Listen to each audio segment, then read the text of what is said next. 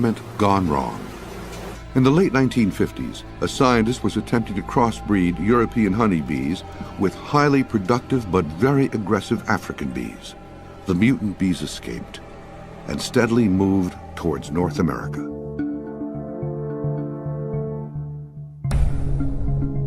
Giant killer bee swarms are thought to be responsible for the deaths of over 1,000 people. They were completely just about 1.5 inches thick around my head. And it felt like I was on fire.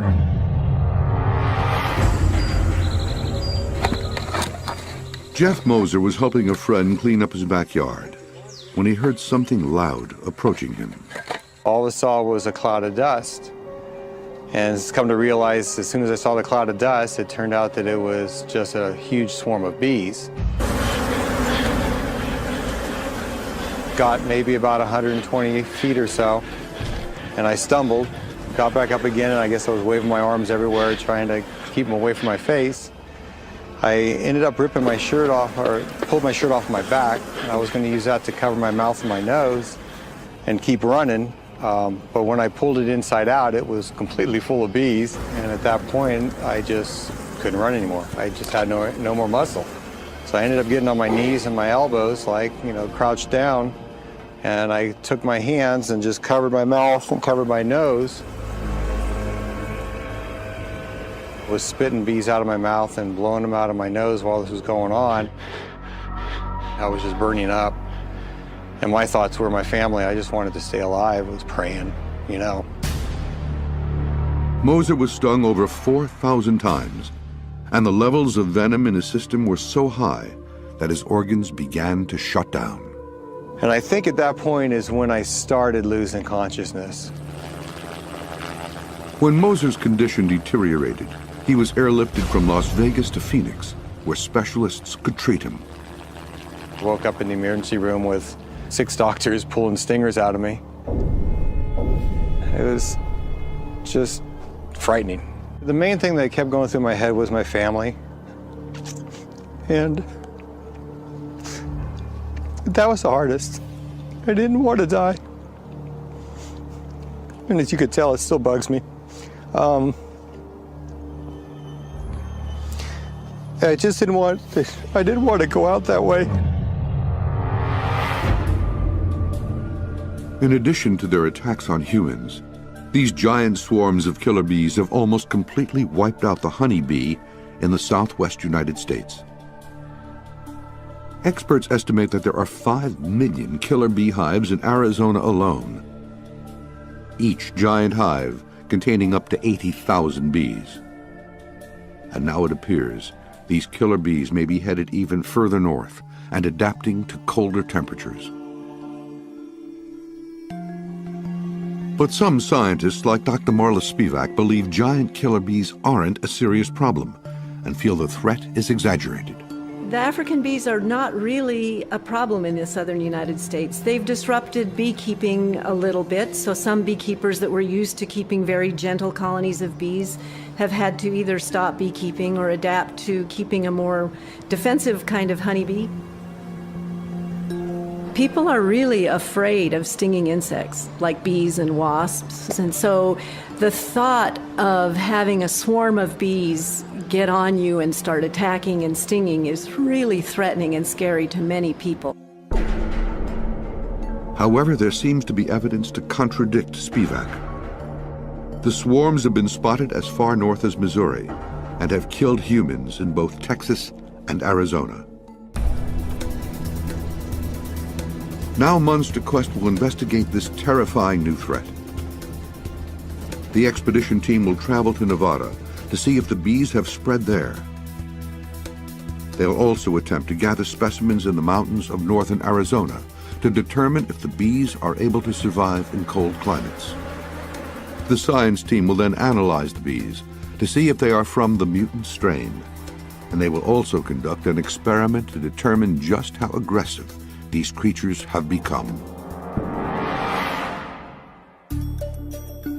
The search begins in Bisbee, southern Arizona. Reed Booth, a bee expert, will lead the expedition. he heads to a location where suspected giant killer beehives have been spotted. Bees will live in anything. Out in the natural world, they live in hollow trees and caves, the eaves of our house, Spanish tile roofs, under trailers, in cars, in trunks. I have seen killer bees kill people, literally, kill horses. They will attack anything that moves, anything that makes noise, smells, and they won't do it a little bit. They will attack until something is dead or gone. The team arrives at a deserted ranch. The goal is to determine if the bees are the hybrid strain and whether they're getting more aggressive.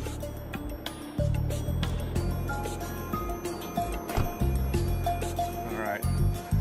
Very quietly, we'll see what's going on. See if we can see any activity, flight path, bees coming and going. I don't see any snakes yet. Okay, we got one. Right there. We got one. Oh, that's huge. Look at all the guard bees. They quickly locate 2 large hives. Boy, that's going to be a big one. There are 2 huge hives in there. This house has been abandoned for probably 50 years at least.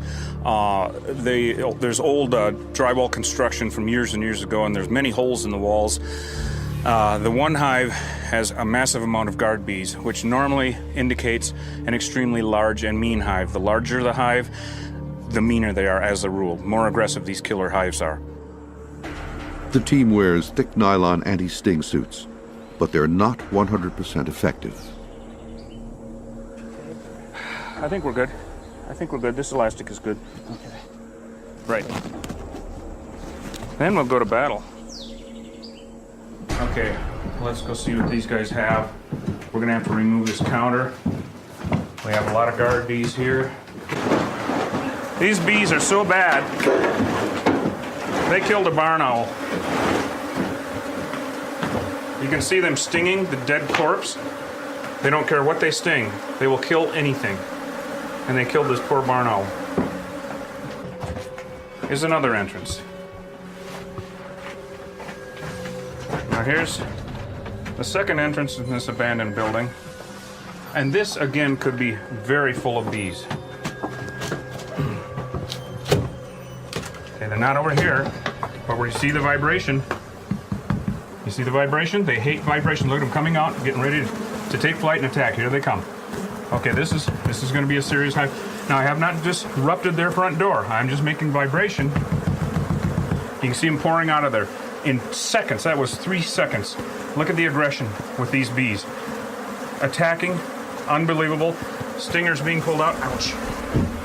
When the giant swarms of killer bees attack their victims, they release a chemical pheromone, an airborne signal that tells the rest of the hive to join in a mass attack. All right, here they come. We already have part of the hive out, but we can get a lot more of the hive out. Look at them. The alarms have been sent out, and here they come. Let's just stand here for a minute and see how aggressive these bees are. How many come out? Well, I'd say we already have at least 10, maybe 15,000 bees out. They are pouring out of there like water. Ouch. Whoa, whoa. Oh, you guys are just something else, aren't you? They're still coming, pouring out. We will have 80 to 90% of this hive out by the time that we start walking into the desert. This super aggressive behavior like this 5, 7 years ago, 10 years ago, not evident at all. Not evident. And they are just attacking me. Something horrible. Look at them all stinging my glove. You can see them pulling themselves off, dying in the process. And they're still pouring off. We must have 60% of the hive out now attacking. Ow! Ow! Oh, yeah, I know. Let's go. Let's go. Back out. I'll give it another tap for good measure, and we will go outside and just see how far they will chase me. Killer bees have a unique and chilling characteristic. They will relentlessly pursue fleeing victims, in essence, a killer instinct. Most scientists believe they will chase their prey for up to a quarter of a mile from the site of an attack. The team will test that theory. Ouch. They are still bouncing off me like hail. They are following the pheromone trail as if we were right at the hive. This is incredible. This is incredible. These are true monsters. You want monsters? Look no further. This is the real deal. Be a quarter of a mile shortly, maybe a little more. And they're attacking just like it was no tomorrow, just like we were just standing there, right at the hive. Super aggressive behavior.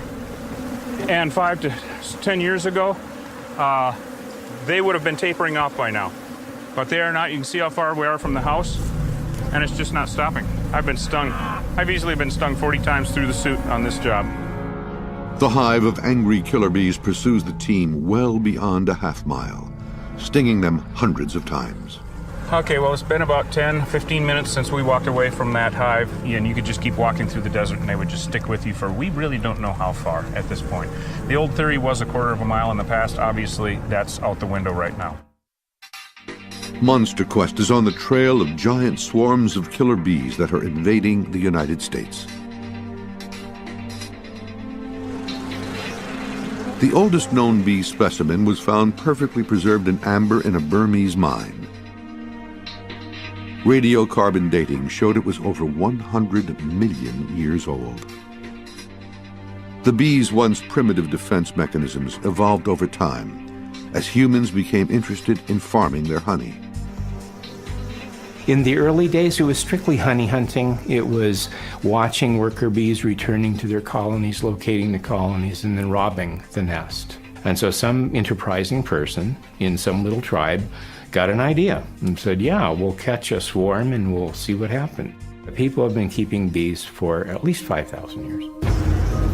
To the ancients, swarms of bees were seen as an omen of death. They were said to have foretold the defeat of Pompeii by Caesar in the Battle of Pharsalus in 48 BC. 2,000 years later, the omen has become a very real danger. When did we go from good bees to bad bees?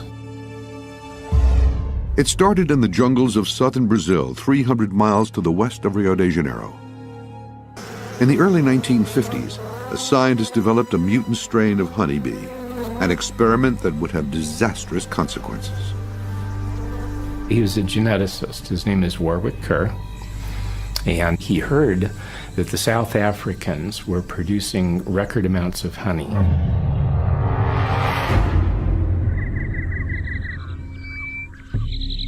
He also knew that certain African bees were very rugged and can live in a very diverse environmental circumstance. He had met with his government, and they gave him the okay to import certain African species or subspecies to Brazil. But he wanted to keep them under quarantine to avoid escaping. Then, in 1957, a deadly mistake. An assistant working in the field removed what we call queen excluders. They're a special little bridge that allows the workers to get through, but not the queens. That way you don't have escapees. He removed all the queen excluders from their experimental hives. 26 killer bee queens escaped from their hives, with their worker bees following close behind. The swarms spread like wildfire through the jungles and mountains of South America, leaving a trail of death and destruction.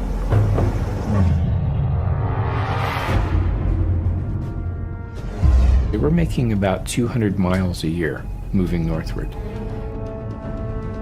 The mutant killer bees soon reached Mexico, and reports of human deaths increased in number.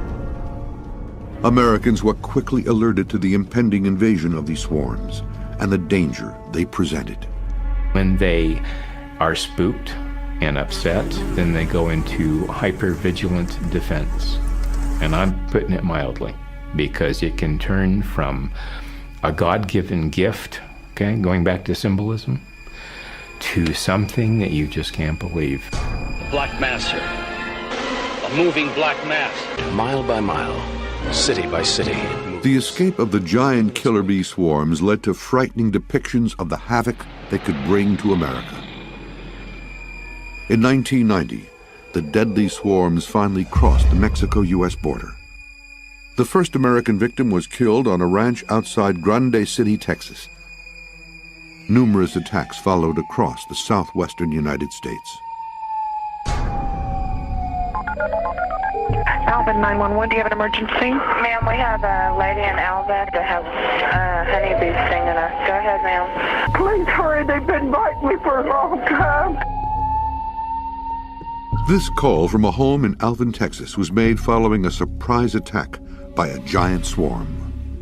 Are you allergic to bee bites? I don't know, I've never been stung this many times. Okay. The attack was thwarted by a police officer who managed to smoke out the swarm and save the woman's life.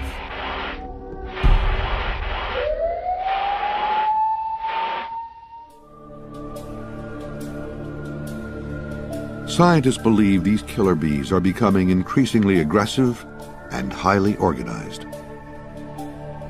They just keep going until their threat is down and dead.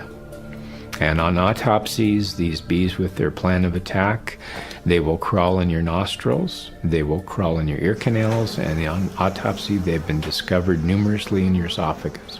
So they crawl down your throat and sting you in the esophagus. And you know that with an allergic reaction placed directly in those areas will kill you.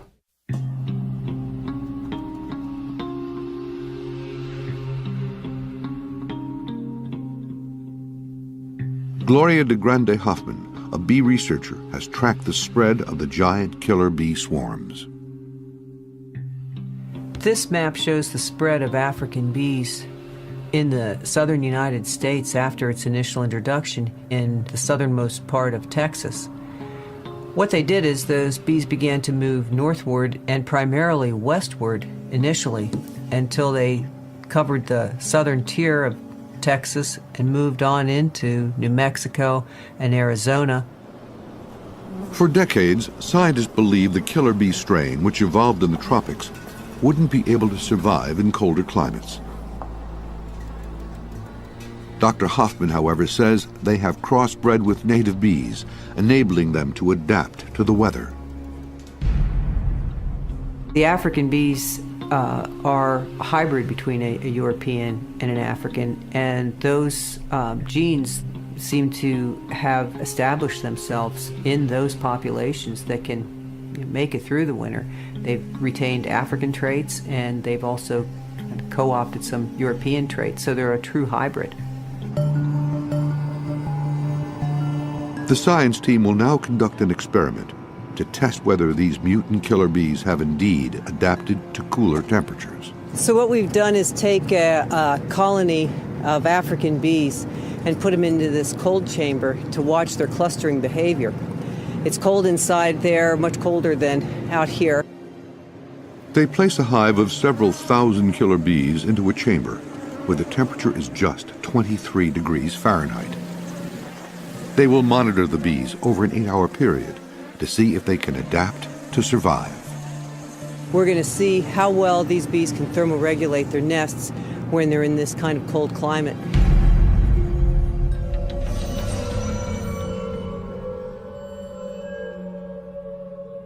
The Monster Quest expedition team has traveled 400 miles north to Las Vegas, Nevada, a place known for temperature extremes. During the day, the thermometer regularly climbs above 100 degrees Fahrenheit. But at night, it can drop below 32 degrees. If the bees can survive here, they can survive anywhere.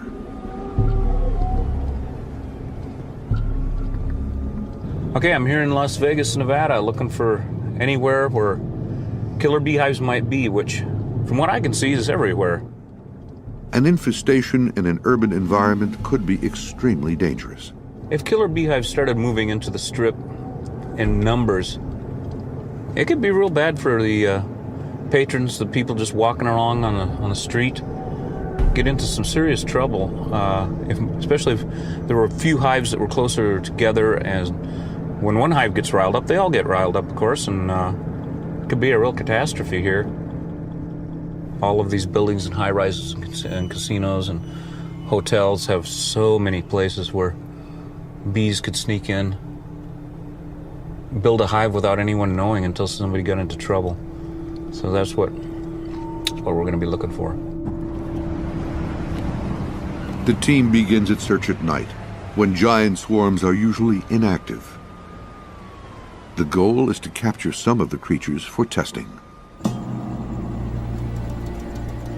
Okay, we're looking for any place that a killer beehive could be located. And they could live in a vent such as that there. They like to live where it's warm if possible, of course.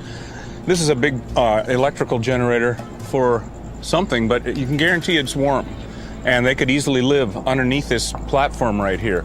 They also love to live actually in the bases of telephone poles. I remove them all the time. The bases will get rotted out and hollow, and the bees will go in and live in the base of the telephone pole. Any of these vents, as long as they don't get washed out, of course. But usually, a lot of times where there's vents like this, there will be a crack around the drain or the vent, and they can go into the hollow block. This building looks pretty good at this point, but we'll continue our search. These are extremely dangerous situations when you have a killer beehive in such an urban area and such a setting like this with so many people around.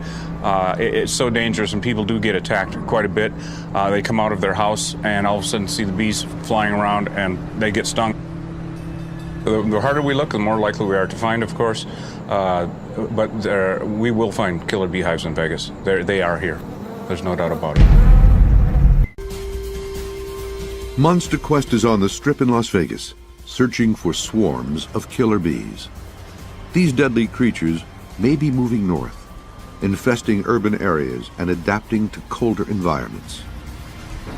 It is in densely populated areas that the swarms have the greatest potential for terror. You became a target.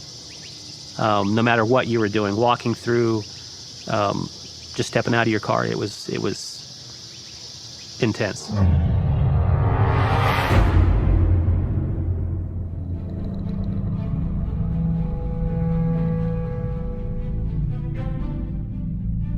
Bisbee, Arizona is just east of Tucson.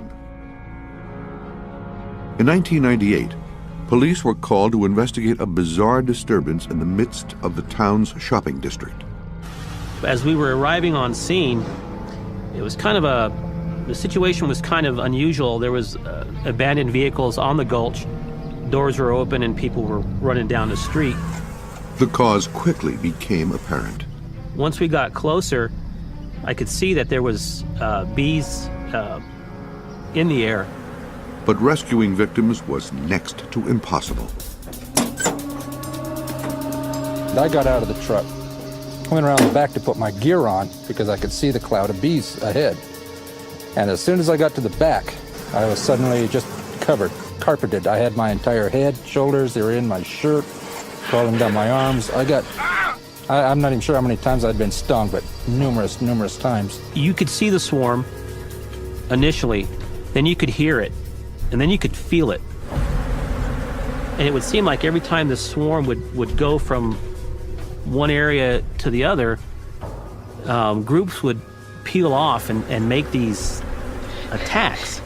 There was a female that was obviously in distress. I got out of my vehicle to try to get her into my car. At that time, I couldn't imagine how many times that she had been stung because she had been out there for so long.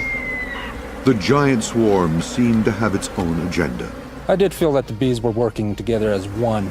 They definitely would move as a unit, as a cloud. It would gather together in this dark ball and then just attack whatever it was. I'd run into the Africanized bees down through Central America when I was in the service, but I'd never seen bees this aggressive. Down in the jungles there is usually if you can head through some thick brush, get 50 yards away, they'd leave you alone. Here I was almost 200 yards away from their hive and I was still being attacked. 7 of the victims ended up in the hospital. It took 8 hours for firefighters to restore the area to safety. I don't think I've ever, even prior to that incident, been involved in anything as intense.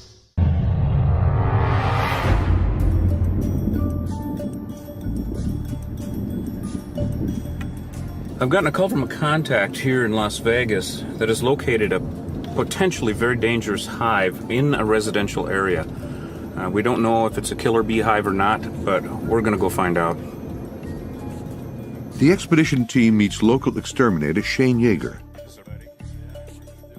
He says there is an aggressive beehive close by, and he suspects it might be inhabited by killer bees. And you say they've been there over 3 years? Yeah. Being there that long, as you know, Shane, the older the hive and the larger the hive, the worse they are. So yeah. I'm really glad I'm looking over the fence here, and it looks like we don't have any neighbors right backed up against us, thank goodness. So we're not hopefully going to kill anyone. Scientists say the killer bees are learning new survival strategies while developing a new tolerance for extreme temperatures.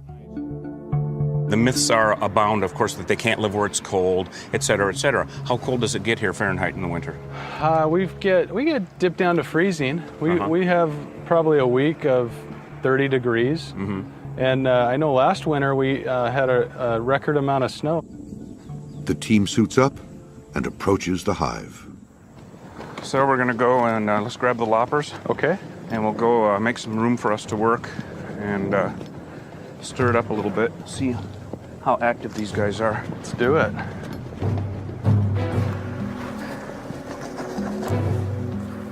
So let's grab some of the heavy machinery, sledgehammer. All right, very good. And then we'll have a whack. Knock a few of these off right with the concrete joint. Very good. Okay, I'll move my stuff back. Well, you can hear it. They're in attack mode. Yeah. You can oh, hear yeah. it. They're getting aggressive. Yeah. I don't see any activity again at the top. Nowhere else on the fountain. God darn it, the hole is just strange enough so I've got, a few in there, but I think what we're going to have to do is open her up. The bees strike almost immediately. I can open up a second block, too. Oh, here you go. Oh, my. You got home? Let me hit one more shot. Come here. Oh, yeah. Let's get a little bit here. Yeah, let's get a little bit here. They attempt to gather samples for analysis at the lab, but the attack is making it extremely difficult. That's 100 or so. These are definitely acting so aggressive. There's no doubt about it. They're a living monster. And like we've talked before, a beehive, they don't act as individuals. These are all acting as one unit. All right? They're all thinking the exact same way, and that is to drive us off and kill us. I would stake my life on it that these are not European bees. Yeah.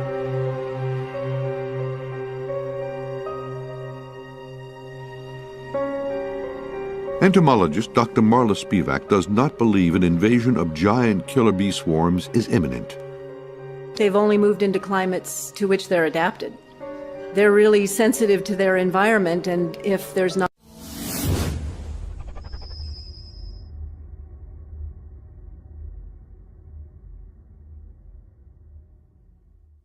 enough water, or if there's too much rainfall, or if there's not enough flowers, floral resources, they're not going to move out of those areas. They're going to stay where the conditions are good for them. Spivak considers most of the United States an unsuitable killer bee habitat. As you go farther north in the United States, past Texas, past New Mexico and Arizona, the winters get colder and colder and colder, and Africanized bees are really not adapted to temperate, colder climates. They're an African bee. They like warm, tropical climates, and Minnesota, for example, would not be on their list of places to visit. It's too cold here in the winter. They like warm, tropical places.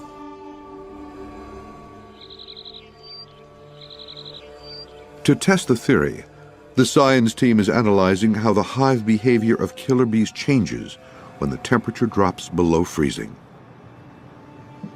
The bees have been exposed to 23-degree temperatures for 3 hours, but the thermal camera reveals an area of red where the bees are thriving.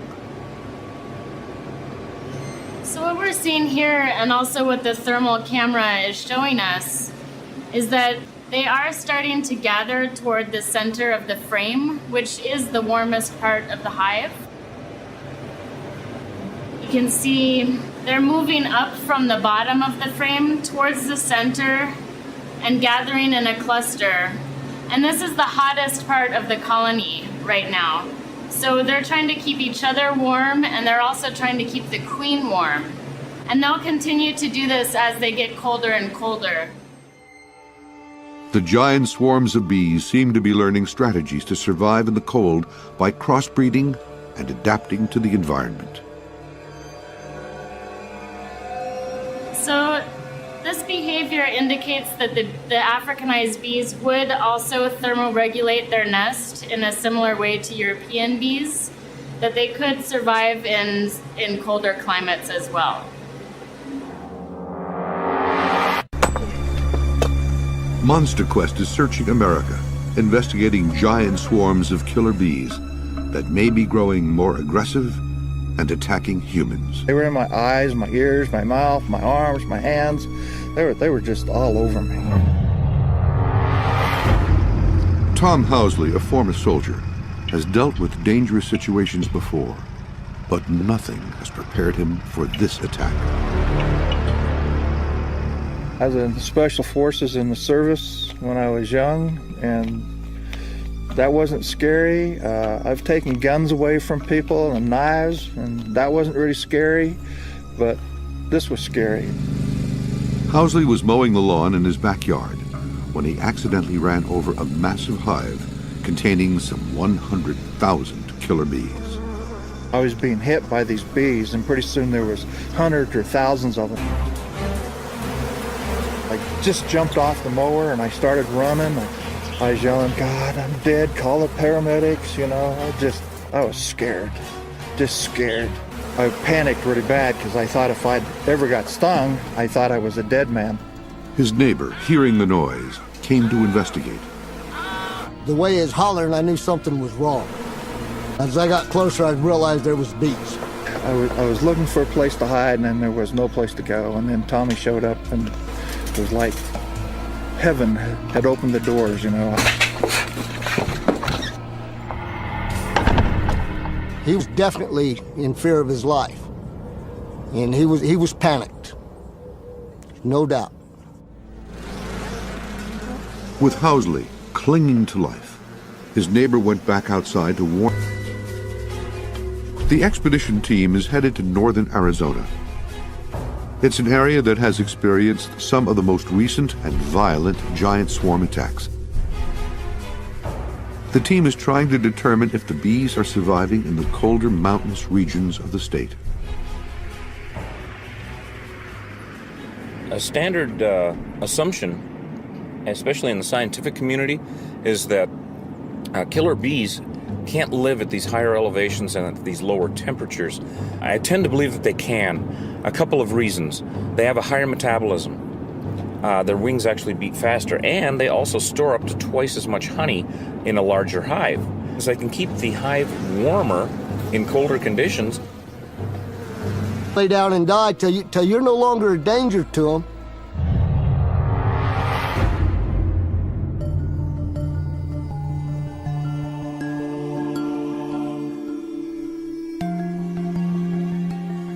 The science team has received the first samples gathered in Las Vegas. They will analyze the specimens to see if the deadly killer bees are surviving in these cooler temperatures.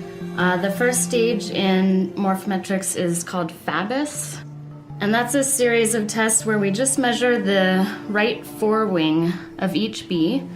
We take 10 wings and mount them on slides.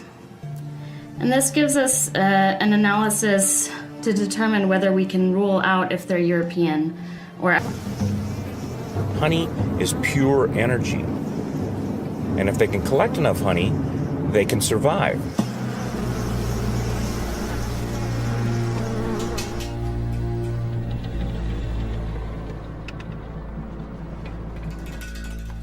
Well, okay, here we are then. Warn others in the area. Within seconds, the killer bees had found a new target. I guess you'd call an attack force, like planes attacking a ship. It was spread out and moving in. They stung me all over, in my neck, in my face. After the paramedics got here, I was trembling so bad, and they said I was hyperventilating. Both men were lucky to survive. I can't compare it to anything else I've dealt with in my life. You either get away from them, or you... The team will attempt to collect samples that can be sent to the laboratory for analysis.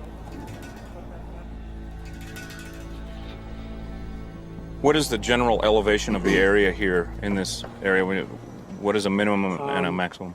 Right here, we're pretty close to 7,000 feet. Okay. We're just north of downtown Flagstaff. What kind of temperatures do you see in the winter? The lowest temperature is maybe minus 27. African.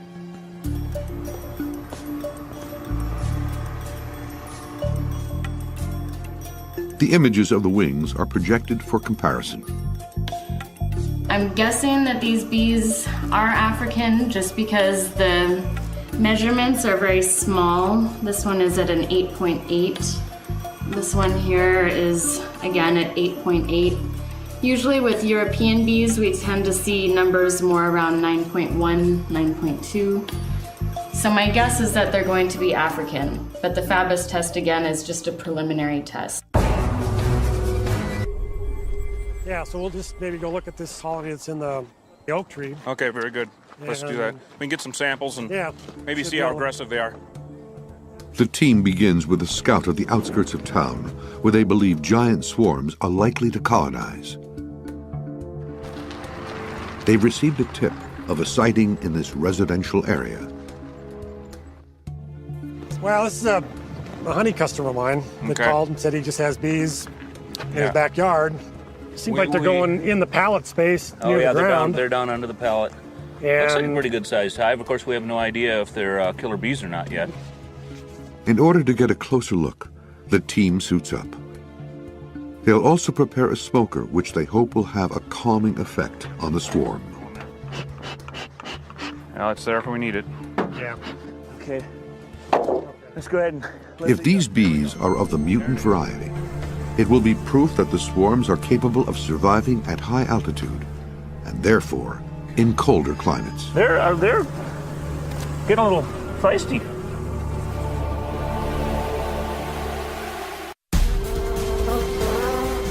Monster Quest is searching America for giant swarms of killer bees that are moving northwards on a murderous rampage. This man was the victim of a brutal giant swarm attack in Las Vegas. This expert believes the giant killer bees are adapting and learning to live in more extreme environments. This homeowner was stung more than 500 times by an angry swarm. I'm pretty convinced that we're actually going to find wild killer beehives at 7,000 or 8,000 feet. The expedition team has located a hive in northern Arizona, and the bees are displaying very aggressive behavior. I mean, we are messing with them, and the more we mess with them, of course, the more aggressive they're going to be. But if we can get a piece up where we can get a bunch more in here, then the scientists can tell us. The Carl Hayden Bee Research Center is located in southern Arizona. Mona Chambers is analyzing the high-altitude samples. So these bees are from Flagstaff. It looks like we're going to have to run a full morphometrics analysis because the numbers are on the small side. The wing lengths are 9.0, which is on the edge. Killer bees generally have a wing length under 9.1 millimeters. So because this looks like it might be Africanized, we'll go ahead and run a full morphometrics analysis. And that'll be a much more in-depth procedure, and it'll give us a definitive answer for honeybee type. A positive result will be proof that giant killer bee swarms are adapting to cold climate regions. Once we get all of the parts dissected, we analyze them using a computer program that measures all of the different body parts that we've dissected out. Finally, the tests are complete, and the results are definitive. Okay, so we have the results from the morphometrics test. The bees that were sent from Las Vegas are Africanized, and that's with a probability of 100%. And the bees from Flagstaff were also Africanized, again with 100% probability.